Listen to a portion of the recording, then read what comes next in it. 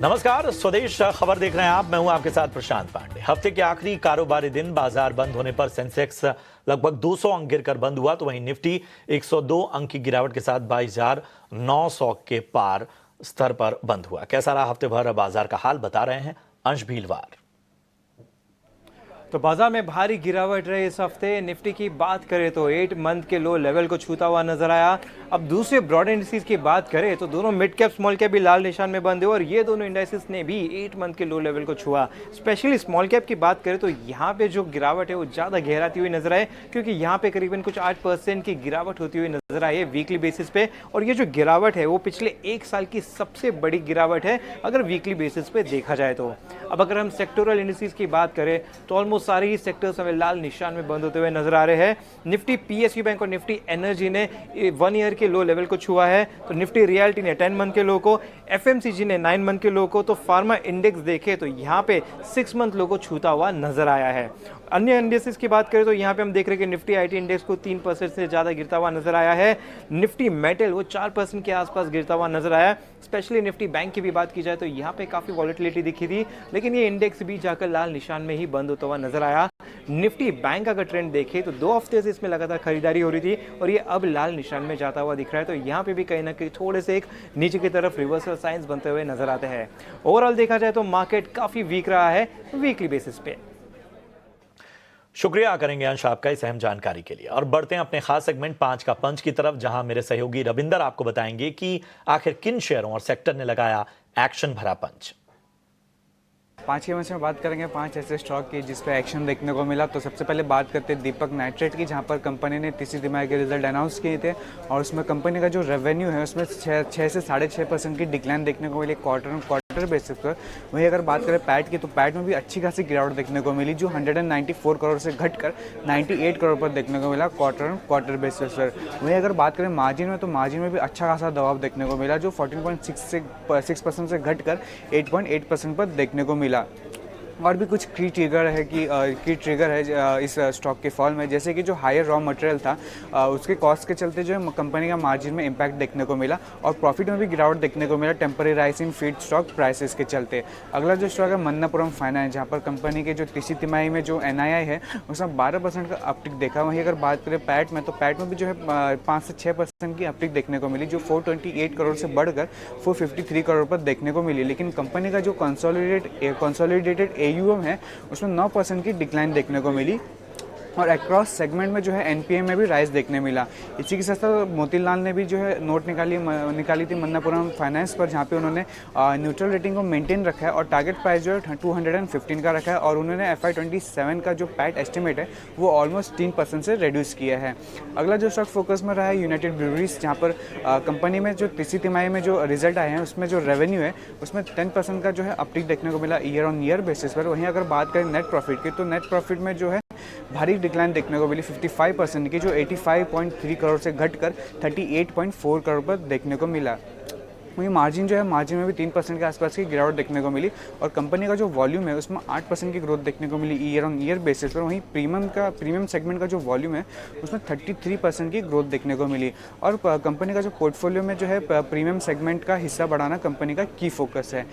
इसी के साथ साथ भारतीय एयरटेल भी आज फोकस में था, जहाँ पर सिटी ने नोट निकाली भारतीय एयरटेल पर और उन्होंने बाय रेटिंग को मेंटेन रखा और टारगेट प्राइस जो 1920 का रखा है, जहाँ पर उनका कहना है कि कंपनी का एम है कि जो एवरेज रेवेन्यू पर यूजर है वो 300 तक ले जाना और कंपनी का प्लान है कि जो उनका जो फ्री कैश फ्लो ग्रो हो रहा है वो उसको डेट को रिड्यूस करना और इंक्रीज शेयर होल्डर्स पे आउट को करना है। और इसके साथ साथ कैपिटल एक्सपेंडिचर है वो डिक्रीज हो सकता है FY26 में।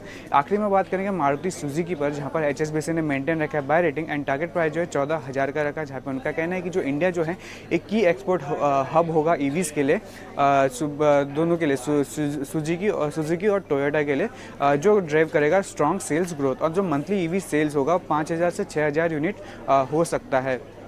प्रॉफिट मार्जिन में भी जो है उसमें भी लोअर देखने को मिल सकता है एक्सपोर्टेड EV के लिए, लेकिन ओवरऑल जो है प्रॉफिट जो है काफ़ी स्ट्रॉन्ग रह सकता है और जो ग्रोथ इन EV एक्सपोर्ट है वो एक की फैक्टर रहेगा मारुति सुजुकी के लिए। शुक्रिया करेंगे सहम जानकारी के लिए रविंदर आपका। बढ़ते आगे, आज स्विगी के शेयर में 10% की जोरदार गिरावट देखी गई। क्या है इसके पीछे के कारण, जानते हैं अभिषेक सत्यव्रतम से। बिल्कुल, देखिए जो क्विक कॉमर्स वाले जो शेयर हैं उनके में जो गिरावट आ रही है वो काफ़ी ज़्यादा क्विक है। और अगर हम स्विगी के बारे में बताएं तो आप देखिए रिकॉर्ड हाई से काफ़ी ज़्यादा ये शेयर अपने गिर चुका है। रिकॉर्ड हाई से करीब करीब 47% के आसपास की गिरावट है। 617 रुपये तक इसका भाव पहुंचा था। आईपीओ भाव था 390 रुपये। 400 के ऊपर 4-5% के प्रीमियम के साथ इसकी लिस्टिंग हुई थी, लेकिन आईपीओ भाव से भी ये शेयर नीचे आ गया है 16%। तो दिक्कतें कितनी ज़्यादा हैं आप इसमें देख सकते हैं। महीने भर में करीब 28% के आसपास की गिरावट हम स्विगी के शेयर में देख रहे हैं। और इसमें दिक्कतें एक नहीं है, दिक्कतें मल्टीपल हैं। सबसे बड़ी दिक्कत ये है कि ये जो सेक्टर है इसमें ग्रोथ तो है लेकिन कंपटीशन काफ़ी ज़्यादा है, मार्जिन की चुनौती है, नए नए प्लेयर्स हैं। और जेप्टो से या फिर हम कहें जोमैटो से स्विगी को काफ़ी ज़्यादा कंपटीशन का सामना करना पड़ रहा है। और इस कंपटीशन के चलते हम देख रहे हैं कि कैश बर्न ज़्यादा हो रहा है और जो घाटा रहा है Q3 में वो रहा है करीब करीब 800 करोड़ रुपए के आसपास का।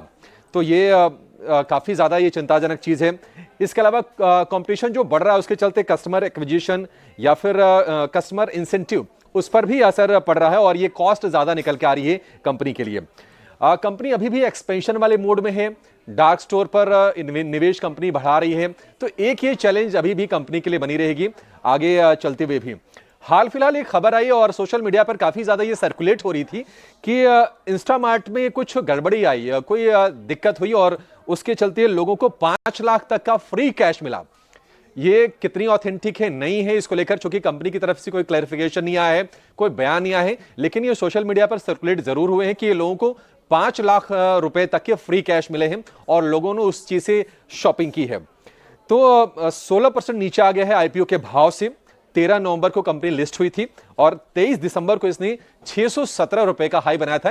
यानी कि लिस्टिंग के बाद की जो रफ्तार रही वो गजब की, लेकिन उसके बाद से लग गया रिवर्स गियर और गिरते गिरते गिरते शेयर हम देख रहे हैं कि अब 325 रुपए के आसपास आकर स्ट्रगल कर रहा है। और अगर हम हाई से जोड़ेंगे तो निवेशकों का जो कुल घाटा है वो है करीब करीब 60,000 करोड़ रुपए का। जी हां, 60,000 करोड़ रुपए के आसपास का मार्केट कैप इसमें साफ हो गया है। हालांकि ब्रोकरेजेस का जो व्यू है थोड़ा सा बटा हुआ है। कुछ ब्रोकरेजेस के मैं आपको मैं टारगेट्स बता रहा हूं। देखिए मैक्वारी ने टारगेट दिया है 325 का, आज का जो लो है उसके थोड़ा सा ही दूर है, तो ऑलमोस्ट उस भाव पर आ गया है। काफी ज्यादा बेरिश है मैक्वारी, लेकिन बैंक ऑफ अमेरिका की रिपोर्ट थोड़ी सी बुलिश साइड पर है। बैंक ऑफ अमेरिका को लगता है कि 510 रुपए तक शेयर ये फिर से जा सकता है। और मोतीलाल ओसवाल की एक रीसेंट रिपोर्ट आई जिसमें उन्होंने टारगेट बताया है 460 रुपए का। लेकिन जो दोनों लिस्टेड प्लेयर हैं जोमैटो और स्विगी, आप देखिए जोमैटो का शेयर भी 300 रुपए के ऊपर निकला था तेज रफ्तार के साथ, लेकिन वहां से वो शेयर भी अब गिर के 200-250 रुपए के रेंज में आ गया है।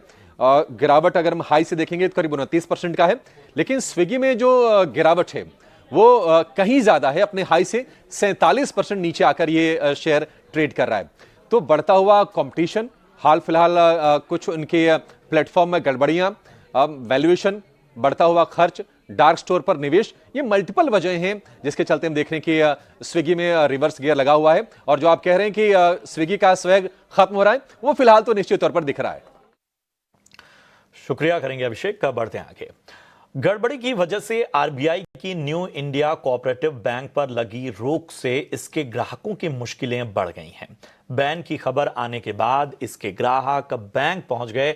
मुंबई, ठाणे, पुणे, कई शहरों में बैंक के ब्रांच के बाहर ग्राहकों की भीड़ जमा हो गई। आरबीआई के बैन के बाद बैंक के ग्राहक अपना पैसा भी नहीं निकाल सकते। बैंक पर नए लोन देने, पैसा जमा करने, एफडी तक पर रोक लगी है, लेकिन इससे बैंक में पैसा जमा करने वालों की मुश्किलें बढ़ गई हैं। हमारी सहयोगी अंजलि पलोड ने बैंक के ऐसे ही कुछ ग्राहकों की आप बीती जानी। हम इस वक्त खड़े हैं न्यू इंडिया कोऑपरेटिव बैंक के बाहर, जहां 13 फरवरी से आरबीआई ने इस बैंक पर रिस्ट्रिक्शंस लगा है, जिससे लोग अपने डिपॉजिट किए हुए पैसे विथड्रॉ नहीं कर पा रहे हैं। इसी के साथ साथ बैंक ना कोई नए लोन्स दे सकता है, ना कि नए डिपॉजिट्स ले सकता है, और कोई इन्वेस्टमेंट्स भी इस बैंक के द्वारा नहीं की जा सकती है। तो अब लोग सुबह से इस बैंक के बाहर खड़े हैं और टोकन ले रहे हैं अपने लॉकर्स में से अपना सामान निकालने के लिए, क्योंकि लॉकर फैसिलिटी है जो अभी भी इस बैंक की शुरू है। लेकिन मार्च 2024 तक अगर हम बात करें तो 2436 करोड़ रुपए इस बैंक में लोगों ने डिपॉजिट किए थे। जो कि अब लोग एक्सेस नहीं कर पा रहे हैं, जिसकी वजह से उन्हें कई तरह की दिक्कतों का सामना करना पड़ रहा है, जैसे कि EMI पेमेंट्स है, स्कूल पेमेंट्स है। कुछ सोसाइटीज़ ने अपने पैसे इस बैंक में डिपॉजिट किए थे, जो कि अब सोसाइटी का रिपेयर वर्क कंटिन्यू नहीं कर पा रहे हैं। इस तरह की सारी दिक्कतें अब इस बैंक के डिपॉजिटर्स को सहनी पड़ रही है। शुक्रिया करेंगे अंजलि आपका इस ग्राउंड रिपोर्ट के लिए। और मुंबई समेत महाराष्ट्र के कई शहरों में बैंक के ग्राहक आज परेशान दिखे। RBI के बैन के बाद बैंक की ब्रांच के आगे ग्राहकों की बड़ी तादाद देखी गई। मुझे मालूम पड़ा कि बैंक बंद है, तो यहाँ पे मैंने सुबह 9 बजे से भीड़ देख रहा हूँ। तो भीड़ देखने के बाद मुझे पता चला कि ये अकाउंट मतलब मैंने सर से बात किया, ये प्रॉब्लम क्या है। तो अभी सर कुछ क्लियर नहीं बता रहे। सर बोल रहे कि आपका जो अमाउंट जो भी है XYZ तो आपको 90 डेज तक मिलेगा, लेकिन कितना मिलेगा क्या मिलेगा वो भी कुछ क्लियरेंस है नहीं, फॉर्म भी कुछ दे नहीं रहे।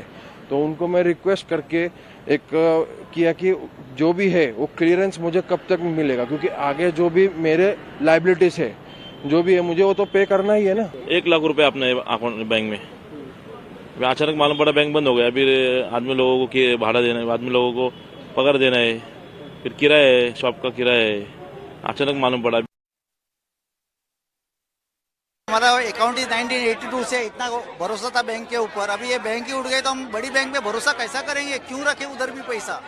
आप मेरी बात समझो, क्योंकि इतनी छोटी बैंक हम लोग को रात को 7 बजे जब जी न्यूज़ पे देखते तब मालूम पड़ता है कि भाई ये उड़ गई है। तो बाकी पब्लिक का पैसा हम लोग को चलो थोड़ा एडजस्ट कर लेंगे, जो गरीब आदमी बेचारा जाएगा कहाँ पर? वो पहले पता नहीं था क्या, कॉल भी प्ले कर दिया है, कॉल भी प्ले किया, पता था ना इन लोगों को, कॉल भी प्ले किया।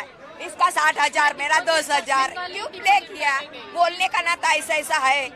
मैसेज भी नहीं दिया, अभी मैसेज देखा तो सुबह 9 बजे मैसेज डाला है। मैं तो अभी 1 घंटा और 1.5 घंटा हो गया है ऑलरेडी, बट काफी लोग सुबह से खड़े हैं लाइन में। तो एक प्रॉब्लम वो भी हो रही है कि वो लोग बता भी नहीं रहे हैं कि वो लोग कितने दिन कैसे ऑपरेट करने देंगे। अगर एक टाइमलाइन गाइडलाइन दिया जाए तो लोगों को समझेगा कि हमें इतने दिन एटलीस्ट ये ऑपरेशंस करने मिलेंगे। अभी बहुत सारी भीड़, सब लोग पैनिक हो रहे हैं मेन तो ज्यादा। तो बैंक के ग्राहक परेशान और अब तक कोई क्लैरिटी इसमें नहीं है उनके पास। यहाँ चुनाव नतीजों का ऐलान हुए 5 दिन बीत चुके हैं, लेकिन बीजेपी की ऐतिहासिक जीत के बाद अब दिल्ली का ताज किसे मिलेगा, उस चेहरे का नाम अब तक सामने नहीं आया है। खबरों के मुताबिक जीत कर आए विधायकों में से ही किसी एक को मुख्यमंत्री बनाया जा सकता है। वहीं किसी पूर्वांचली और महिला को भी डिप्टी सीएम बनाए जाने को लेकर कयास लग रहे हैं। पीएम मोदी के अमेरिका दौरे से लौटने के बाद सीएम के चेहरे को लेकर तस्वीर साफ होगी और 19 फरवरी को दिल्ली की बीजेपी सरकार का शपथ ग्रहण हो सकता है। पूरी खबर दे रहे हैं हमारे सहयोगी अमित गौतम। 27 साल बाद दिल्ली में बीजेपी को सत्ता हासिल हुई है। भारतीय जनता पार्टी ने दिल्ली विधानसभा में 70 में से 48 सीट लाई, जो कि पूरा बहुमत हासिल किया। तो वहीं अब कवायद तेज हो गई है सरकार बनाने की। कई दिल्ली वासियों में और देशवासियों में हम ये सवाल उठ रहा है कि दिल्ली में बीजेपी का सीएम कौन होगा। हालांकि आपको बता दें कि अभी प्रधानमंत्री नरेंद्र मोदी अमेरिका और फ्रांस के दौरे पर थे। आज वो लौटेंगे और उसके बाद विधायक दल की बैठक होगी तकरीबन 15 तारीख को, 15 फरवरी को, और उसके बाद 16-17 फरवरी के आसपास शपथ समारोह की संभावना है। ये भी सवाल है कि आखिर ये जो शपथ समारोह पूरा होगा ये किस जगह पर होगा। तो ज्यादातर जो बातें चल रही हैं वो है कि 3 जगह नियुक्त हो सकती हैं। इनमें से एक होगा पहला रामलीला मैदान, दूसरा जवाहरलाल नेहरू स्टेडियम, तो तीसरा भारत मंडपम भी एक ऑप्शन है। वहां पर शपथ समारोह पूरा आयोजन किया जाता है। रामलीला मैदान बहुत बड़ा है, जवाहरलाल नेहरू स्टेडियम और भारत मंडपम, ये 3 में से कोई एक चूज किया जाता है। अब सवाल उठता है कि कई सारे नेता हैं कि अगला सीएम कौन होगा, किसके सर पर सीएम का ताज रखा जाएगा। तो कई नाम ऐसे हैं, लेकिन उन सभी विधायकों में 9 छटनी करी गई है, जिसमें मंत्रिमंडल या सीएम की घोषणा है। अक्सर लगातार यही कहा जा रहा है कि इस बार महिला को भी बनाया जा सकता है, तो कहीं प्रवेश वर्मा का नाम भी सबसे आगे आ रहा है। लेकिन कुछ लोगों का, ये बाहर जो आला कमान के लोग हैं, उनका कहना है सूत्रों के मुताबिक कि जो भी सीएम बनेगा वो विधायक ही होगा, विधायक दल से ही सीएम नियुक्त किया जाएगा। हालांकि खबरें ये भी हैं कि कोई सांसद की तरफ से भी, बाहर से भी सीएम नियुक्त हो सकता है। लेकिन जो भी है, प्रधानमंत्री नरेंद्र मोदी आज अमेरिका फ्रांस के दौरे से वापस आएंगे और 15 तारीख के आसपास कल बैठक होगी। विधायक दल की बैठक के बाद 17-18 के आसपास शपथ समारोह का आयोजन किया जाएगा। तो निगाहें आखिर दिल्ली का कप्तान कौन होगा इस पर। पीएम मोदी की 2 दिनों की अमेरिकी दौरे में आपसी सहयोग के कई मुद्दों पर सहमति बनी। डिफेंस, कारोबार, न्यूक्लियर एनर्जी जैसे कई मुद्दों पर समझौते हुए। स्ट्रेटेजिक मामलों के जानकार इस दौरे को कैसे देख रहे हैं, खासकर भारत को F-35 फाइटर प्लेन देने के ऐलान से पाकिस्तान और चीन की कितनी टेंशन बढ़ी है, ये एक्सपर्ट्स इस पर राय दे रहे हैं। देखिए, ये जो प्रधानमंत्री का जो ट्रिप हुआ है अमेरिका में, इसमें एक चीज साफ समझ लेना चाहिए, जो ट्रेड के ऊपर बातचीत होंगी वो गिव एंड टेक होगा। वो अपने इंटरेस्ट को संभाल के रखेगा और भारत अपने इंटरेस्ट को जहां तक हम कर सकते हैं वो तो हम करेंगे। जब प्रेसिडेंट ट्रंप ने ये किया कि भाई प्रधानमंत्री मोदी बहुत सख्त है, उन्होंने साथ में ये भी कहा लेकिन सबसे अच्छा मैं हूं, तो दोनों तरफ से उन्होंने कहा कि बेसिकली इसका मतलब ये हुआ है कि निगोशिएशन चलेंगे, अमेरिका अपने हित में जो बात करना चाहता है वो करेगा और भारत जो है वो अपने हित में बात करेगा। तो अभी देखते हैं किस प्रकार से चलता है, लेकिन मैं समझता हूं कि टैरिफ सिर्फ एक ही मायना है, कई चीजें हैं और टैरिफ के ऊपर हमको रुकना नहीं चाहिए। टैरिफ के ऊपर जितना हम समझते थे भारत को नुकसान होगा वो होने वाला नहीं है। ये नुकसान ज्यादा करके चीन, मैक्सिको, कोलंबो और यूरोपियन कंट्रीज को होगा, भारत को इतना नुकसान नहीं होगा। बेशक कुछ तो फर्क पड़ेगा ही। ट्रंप साहब को पता है, प्रेसिडेंट ट्रंप को, कि प्राइम मिनिस्टर मोदी की क्या रिक्वायरमेंट है और उनका स्टेटस वर्ल्ड में क्या है। वो जानते हैं कि वो सारा दुनिया उनको मानती है, तो इस बात को वो इग्नोर नहीं कर सकते। और ये भी कह रहे हैं कि लोग कह रहे हैं कि मैं अपने को मैं अपनी चला रहा हूं, तो अपनी थानेदारी हर वक्त कर रहा हूं। वो धारणा निकालने के लिए वो सीधी बात कर रहे हैं कि भाई मेरे से तो अच्छे नेगोशिएटर मोदी साहब है, तो मैं अगर भारत से मिल रहा हूं तो मैं मान के चलूंगा कि भारत मेरे से पूरी की पूरी वो चीज निकालेगा जो भारत के लिए जरूरी है। तो ये दुनिया को दिखाने के लिए कि मैं कुछ थोप नहीं रहा भारत में, और ये बात भी सही है कि मोदी को हम सोच रहे हैं कि मोदी साहब वो कोई कहेंगे और हाँ में लाके आ जाएंगे, ये बात गलत है। चलिए बात करते हैं फ्राइडे फीवर की। इस हफ्ते बड़े पर्दे पर हॉलीवुड और बॉलीवुड की टक्कर है, जहां एक तरफ विकी कौशल की छावा है तो दूसरी तरफ captain America brave new world इसकी टक्कर में खड़ी है।